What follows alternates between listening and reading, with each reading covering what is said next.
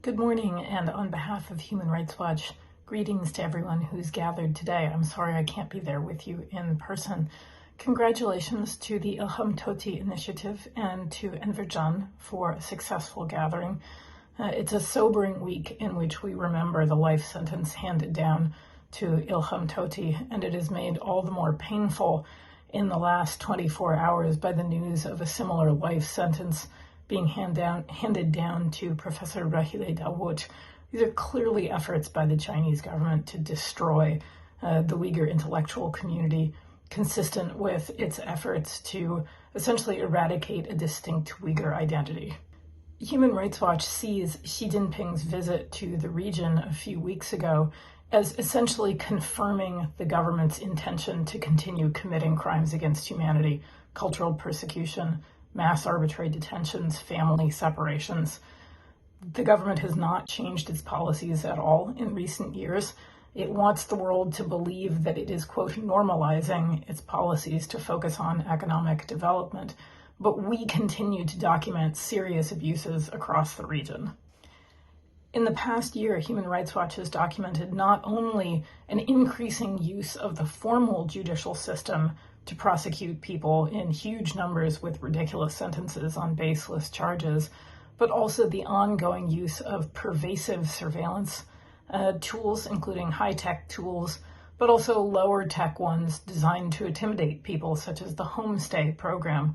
We think that when you can find evidence online of Chinese officials complaining about their workload in upholding the so-called stability maintenance project in the region, that's evidence of ongoing systemic, widespread crimes against humanity.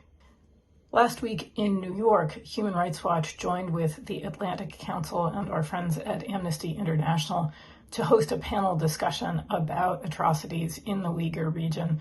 And we think it's very telling that the Chinese mission in New York tried to get other governments not to attend the event. We see this as a clear effort not just to cover up past crimes, but to divert attention away from the urgent project of accountability.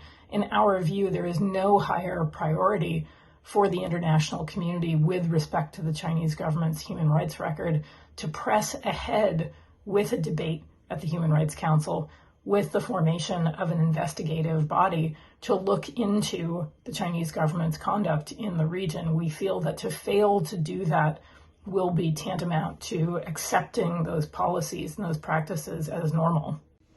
So in that spirit, we look forward to continuing to work with the Ilham Tohti initiative until not just Professor Tohti or Professor Dawood, but indeed all Uyghurs and others who have suffered under the Strike Hard campaign are free, they are able to be with their family members, and that the people who are responsible for grave human rights violations against them have been held accountable. Anything less will be a betrayal of international human rights standards and encouragement to Xi Jinping and his allies that they can commit crimes against humanity and get away with it. Human Rights Watch is deeply determined to ensure a better outcome, and we look forward to working with you towards that goal. Thank you very much.